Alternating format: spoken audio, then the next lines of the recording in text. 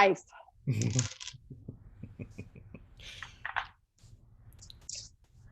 I miss my D&D nights. Jeff's on vacation, so we're not doing D&D. Oh, All right, there we go. Looks like we're live there. Let me grab this link from YouTube. Paste it in the notes.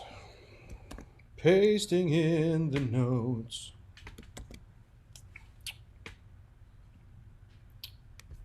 And now I'm also going to paste it in the chat. Should we just sing the whole recording? That's the Coffee with We Ben should. theme song, isn't it? Paste it in the chat. All right, I'm just going to grab that link and paste it over to Facebook and LinkedIn. Ben, we are rolling, so it's over to you. All right, we're rolling. Hello, and thank you for tuning in to Virtual Coffee with Ben. My name is Ben Blackman. I'm the Director of Development for Ridge Royal Innovation Design Group, a group of innovation consultants based in St. Petersburg, Florida. Before we get started, I once again want to encourage everybody out there to go to our YouTube page and our Facebook page and subscribe, to like and share all of our content. As you know, Virtual Coffee with Ben is a web series that focuses on how companies innovate, strategically plan for the future, and create a strong culture for their employees. If you go to our website or to our Facebook page, you can actually schedule your own virtual coffee session with me and talk about how we can help your company. Today, I'm very excited to welcome back returning champion, our founder and chief innovation officer, Michelle Royal. Michelle is an innovation expert with over 2 decades worth of experience. We also have Joran Oppelt. He is our director of creativity and innovation. We have talked before on this series about what led you guys to a career in innovation, your backgrounds. We talked about how to deal with the pandemic a little bit. Today, I really want to dive in to the specific solutions that Ridge is providing for our customers. And I want to talk about our most comprehensive solution yet, and that is called BI+LD. It's B-I-L-D, Business Innovation and Leadership Design. It's a multi-phase solution. It helps to reimagine, ignite all of the dormant potential that companies and organizations have in their innovation teams. And so I can't think of anybody better to talk about that with than Michelle and Joran. So we're going to jump right in.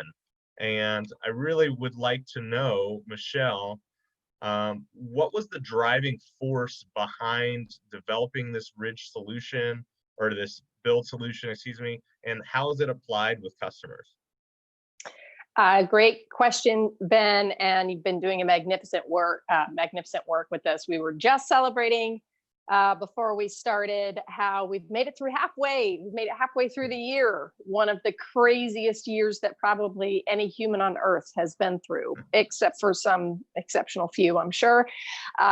So congratulations to everyone else for just making it, if you're on the planet today.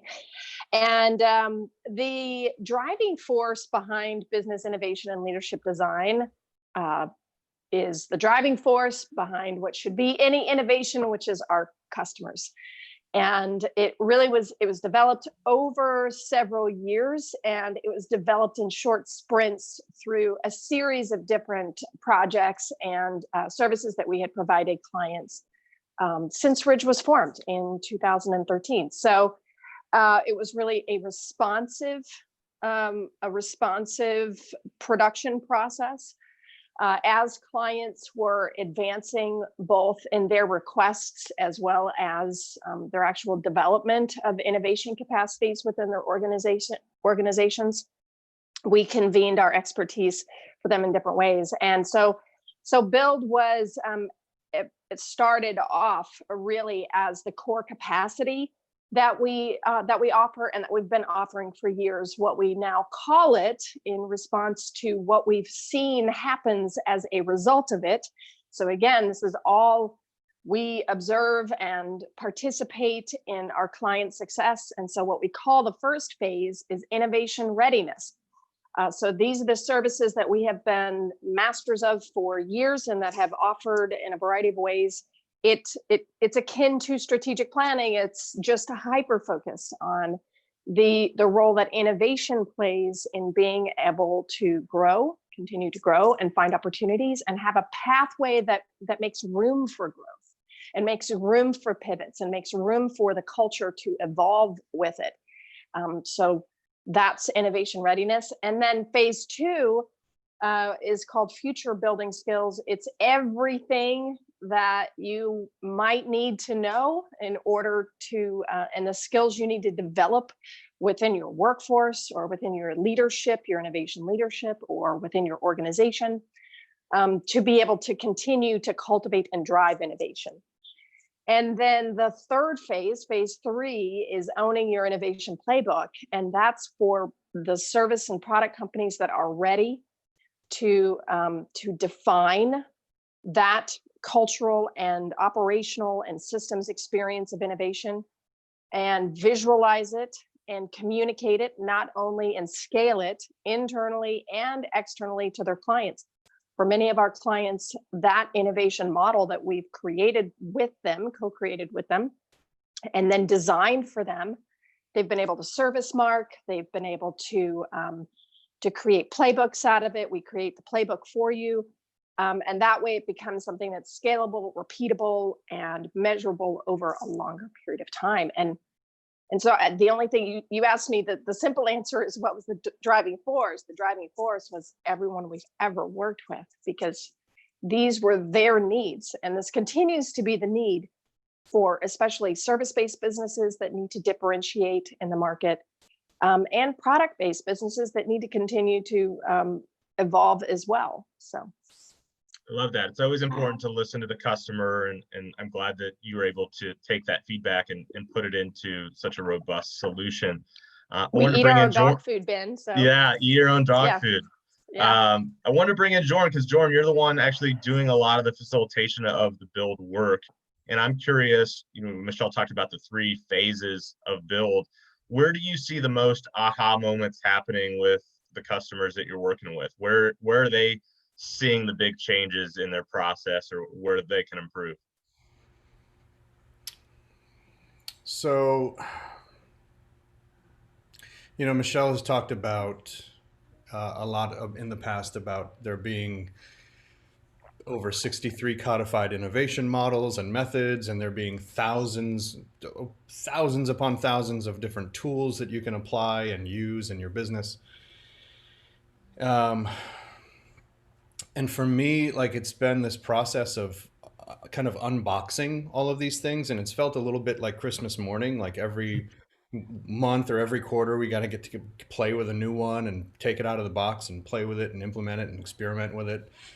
And it's a little bit like, like trying to figure out how these things work together, or, either fit next to each other or can be combined to create a greater effect, or experimenting with this a little bit. Like, we've been playing with innovation models, I think, kind of like an 8-year-old plays with a Hot Wheels track. And so we've been moving these things around and kind of trying to master the sequence, and by no means are we masters, but we are on this perpetual path of mastery when it comes to these models and these techniques. So I think what's been fun is to play and experiment with them and to see the effects, and to feel the effects. What's interesting is that now we know, like, for instance, the loop-de-loop has to go before the tunnel, right? Because you need the momentum and you need the acceleration to get through that kind of dark passage. And it's like, just like we know that you need to check in with, like, your gratitude and your team and some positive energy before you move into the dark night of the soul, because that torch is what's going to provide the spark of creativity that's on the other side of grief or emptiness or whatever that is, right? We kind of know that there is this sequence that must happen. And what's been really rewarding is to see people experience the effects of the sequence and of the work. And the interesting thing is that we're not just picking our favorites. Like, you'd think we are a visual consultancy and we would pick the most visual or engaging or impactful, products to just string them together and make this kind of wow pow thing. And it's really not. Like, the 411 worksheet, for example, is the most boring looking thing in the world, but it yields the effect. It's like, that's the thing you use instead of the amazingly visual Gantt chart or the whatever, because it works. Like, every time we've applied it, it works. So we've been able to string these things together to get the effect. And so you ask me, like, what's the aha moment? The aha moment for me, and I think what I've observed in the clients and in the work, is that it's usually just on the other side of something that doesn't feel very good. It's usually just on the other side of something where it's a turn. It's a turn that maybe they had tried to master before and couldn't. Maybe they didn't have enough people, to use the racing analogy. Maybe they didn't have enough people in the car. Maybe they didn't have one guy on the gas and one on the wheel and one person pushing. Maybe they had too many people in the vehicle and they had too much dead weight and they had to let go of some people. Maybe they just, were too afraid and they kept tapping the brake when they should have been tapping the gas. But once they master that turn or get through that stretch or that passage, there's always this feeling of, like, we did that. Like, we had the tools and the resources and the team in place already. We just needed to apply a different way of thinking or use a tool in a different way that we already had. So those aha moments for me are always kind of like seeing it through their eyes too, and feeling that wonder and that appreciation and that gratitude and that excitement and motivating toward the future. Michelle, same thing. Is it mostly just that turn when they get that spark and it ignites that aha moment for the customer? Is that what excites you the most? What part of this process do you enjoy facilitating the most? Well, that's a different question. So I will answer that one first. The part that this is very complex work. There's nothing. There really isn't a one size fits all. That being said, we have a universal view of every human in business. We have a couple core beliefs. One of them is that innovation is by, about, and for people. Two is that innovation is defined as people making money by turning failure into ideas that work. And we know that those first two are true because of the third key belief, which is that we believe that everyone is an innovator. We understand the process enough. We have applied the process across multiple business systems to be able to say that it is true that every individual who touches the innovation process, from ideation to market, to actual market fulfillment, is an innovator because they are contributing to that innovation process. Those are the three things that we come to the table with every single time. Now, how we get that, how we ignite that or bring that to life, is solely dependent upon the organization and the individuals themselves. So what I find most fulfilling is when a client looks to us and just exactly everything that Joran said, and they look at us, and it happens again and again. It happens somewhere in the midway of the process, and their eyes brighten, literally open up wider, and they say, I am an innovator. They overcame something that seemed, they overcame an obstacle that seemed impossible, or they were able to achieve insights within an idea that they were told was never going to happen, or they were able to prioritize innovations within their strategy and able to move them forward rapidly. Something happens, and they look and they say, thank you so much. You could see that we were innovators and we couldn't see it, but you made it easy. I am an innovator. And that's always the really big, I think, awesome moment, is when people who don't see themselves as innovators or contributing to the innovation process clearly see the value that they bring. Great. If you're just joining us, you're watching Virtual Coffee with Ben. I'm Ben Blackman, the Director of Development for Ridge. It's a group of innovation consultants based in St. Petersburg, Florida. I'm joined today by the founder and Chief Innovation Officer of Ridge, Michelle Royal, and the Director of Creativity and Innovation, that is Joran Oppelt. Again, feel free to hit the like and subscribe buttons on YouTube and Facebook. We're talking today about Ridge's most comprehensive solution ever developed. It's BI+LD, B-I-L-D, Business Innovation and Leadership Design. We've talked a little bit about kind of the genesis for creating this and talking about some of the aha moments that happened throughout the work. But I want to get into a little bit more of the nuts and bolts. Michelle, what does the actual timeline look like? We talked about 3 phases of build. So it's the innovation readiness in phase 1, it's the future building skills in phase 2, and then owning your innovation playbook in phase 3. What is the actual timeline for those 3 phases in the program in general? What does that look like? And then perhaps most importantly, what are the key outcomes that clients that go through this work can expect out of going through it? Okay, so well, first the timeline at minimum, because this is an in-depth, comprehensive human and organizational transformation program. And it is called Business Innovation and Leadership Design because innovation, synonymous with change management, synonymous with change, is a leadership activity. And I have to know what I can lead, and I need to know what only I can lead in the process. So it develops both the leadership capabilities, so you can definitively expect that outcome no matter what. The leadership capabilities to lead the innovation process, which ultimately is about positively leading change within the organization. So you can also, I guess I'm going to go the outcome route. You can also expect to have an outcome of a clear definition of what innovation means to your organization, to your company, to your division, to your services, clearly defined innovation definition, methodology, and return on investment. You can expect to have a clear idea of how to gain a return on investment. I love creativity. I've been a creative my entire life. Creativity for creativity's sake has a place. In business, the sole purpose of innovation is to drive value creation, and value creation is about growth. And it is 100% in servitude. Our belief and what we bring to the table is that it is centered around the client, because our clients are the ones who bring our growth to us. So you can expect to have a clear innovation definition. You can have a clear innovation structure. You'll be able to have the tools to be able to activate innovation across multiple divisions.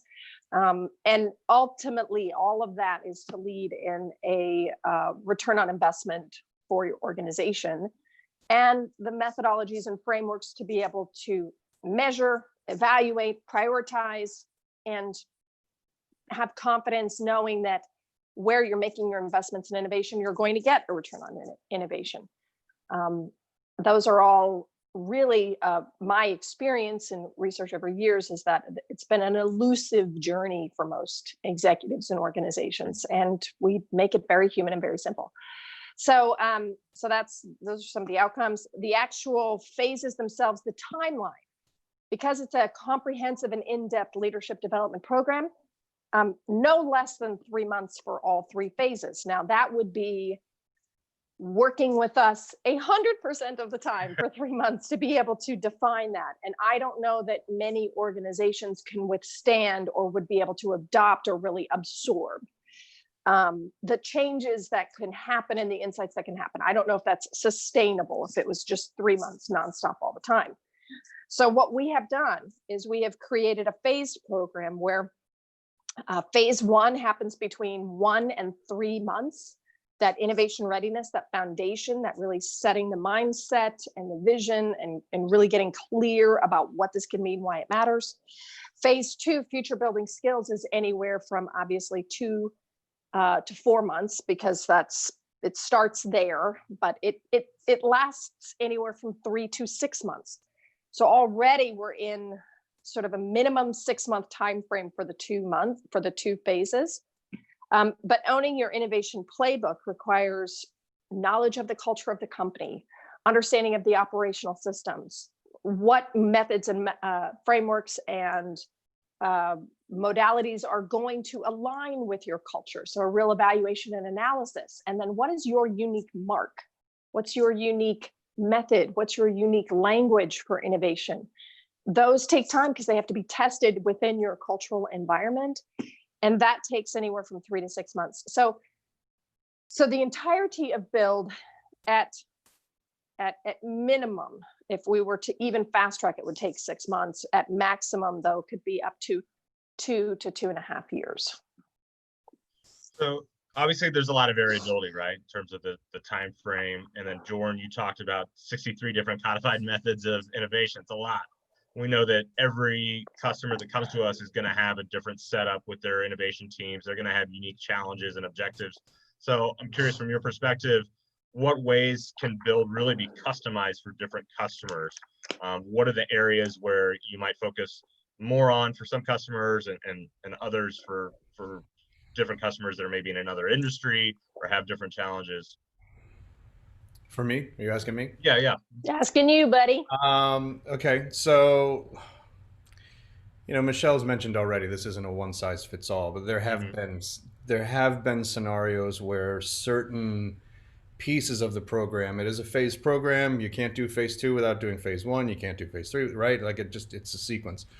There have been scenarios where, a certain section of this thing hasn't made sense for somebody, and we've been able to customize this and respond in that way. And I mean, I would say that's a rarity. I think the real, and Michelle may have a different opinion on this, the real customization of the program, I think, comes from our client side, in that you kind of get out of it what you put into it. And if you have a leadership team, like let's say an executive team, we don't kind of internally don't like to think about it as a training. We like to think of it more as in like capacity building, right? If you think of the executives developing these capacities, now they're going to be challenged with having to translate all of this material and information right down to the team and the organization.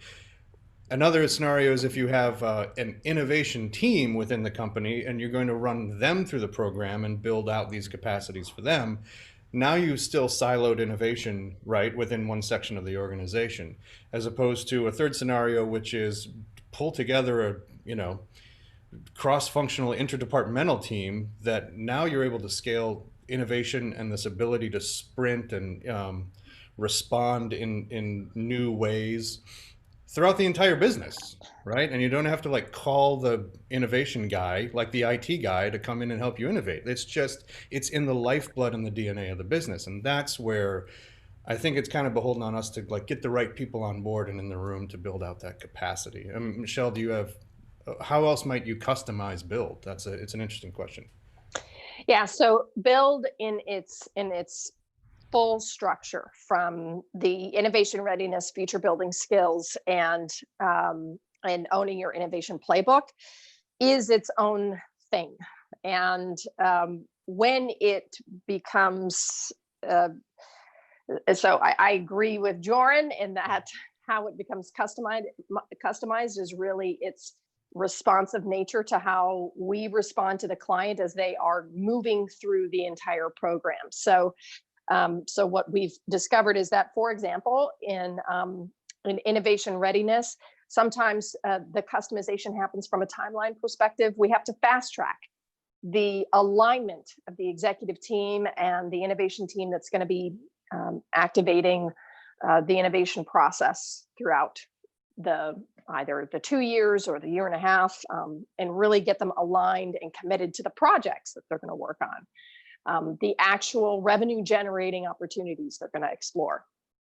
Then from that point, in the future building skills, there are a set number of, I would say, tools, methodologies, frameworks that from our perspective everyone needs to be familiar with. Everyone needs to be have the same language, and everyone needs, or the organization, the team, the innovation team needs to take whatever language and tools and frameworks are within this core set of future building skills, and so that it can be customized to them. They can absorb it and own it in their own unique way. That's what I mean by customized.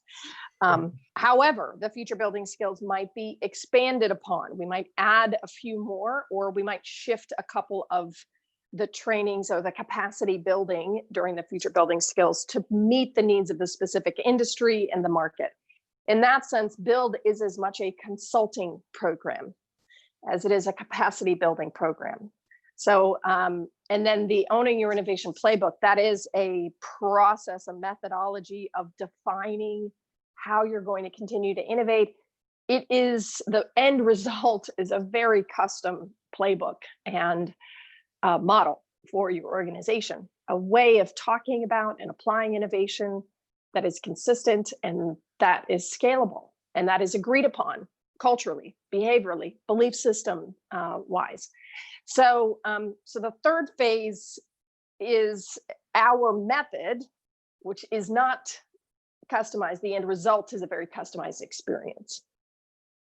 So great feedback, and it's exciting to see how the work develops and takes different forms depending on the type of customer that we're working with. We have time for one more question, and I wanted to get your thoughts on kind of the current state of the business world. We have innovation experts here. You're in the business community, so I wanted to see, you know, we've had a lot of reopening, we've had some reclosing. There's still a lot of uncertainty about where we're headed. But I want to ask you both, what do you foresee happening maybe throughout the rest of this year, going into next year? I know that's difficult to predict the future, but what trends do you see? And more importantly, what role do you think innovation has in companies that are still trying to chart their path forward? Where does BUILD potentially fit in with companies that are trying to figure out where they're going in the future, whether that's virtual or on-site, and whether they're pivoting to different business lines and changing their strategies? Sure, I'll let Joran answer this one first, if he has some feedback on that, and then I'll close with my thoughts. The only thing that came to my mind is just the death of the annual strategy. Just the idea that you're never going to be able to plan a year in advance, possibly ever again. So think about things in 90 days or less, just permanently, until further notice. Yeah. You know? I love that. It's funny, I was reading a quote from it had to have been 2 years ago. Jeff Bezos said that someone called him up and said, "Hey, great quarter." And he said, "What are you talking about?" And they said, "Yeah, your last quarter was great." He goes, "I'm not thinking about that quarter. I'm thinking about the quarter 3 years from now." And which I thought was interesting. So I want to build on what Joran says, though. Thinking in 90-day sprints, and the other thing is the death of, we have to be face to face in order for innovation to be successful. We were facilitating a meeting with 200 professionals at a conference last week, and it was virtual. It was last Monday, as a matter of fact, and it was a 3-hour event that was a collaborative event with all of these different professionals. And when it started, our partner who ran the conference had never experienced this before. And he let us know at the very end of it that he thought, "Oh my gosh, this is going to be a total cluster. I don't think this is going to be successful at all." And at the end of it, he could not believe how much content, clarity, consensus, understanding, the depth of understanding that came out of that virtually facilitated experience. So if it's the death of the annual strategy, I would say it's also the death of the requirement for all of this to be fulfilled face to face. We have invested our time pivoting and reimagining and understanding. We still understand the key powers of what it requires for humans to change. Number one, the ability to shift perspective, because perspective is the key to influence. Number two, how to communicate to individuals in a way that allows them to feel heard, inspired, motivated, and crystal clear about how they can contribute, what it means to the organization. And the third power, which is clarity in action, because innovation's not a theory, we do have to live it. And we understand how to activate that in person. We understand how to activate that virtually. And we know the levers that we need to pull in order to move that forward, so that any organization right now looking at the next 90 days or the next 2 years can mobilize their workforce into a growth mindset to continue to serve their customers, not only for a future which is completely uncertain, but one in which they co-create and co-write with their employees who are wildly talented and excited to be working, especially today. So those are my closing thoughts. I think that's a good ending note. And I want to thank you both again so much for your time. Great discussion. That is Michelle Royal and Joran Oppelt joining me today. Again, if you're interested in learning more about Ridge and specifically about the business innovation leadership design solution, you can go to our website. It's www.ridge.com/build. That's ridg.com/BILD. And again, you can go to our YouTube page, Facebook page, and get all kinds of great content there as well. That's a lot of 4-letter words, Ben. A lot, yeah. Builds and ridges, all of it. They're the good kind of 4-letter words. Thank you all for tuning in, and I hope to see you next time. Take care, everybody. Thanks, Ben.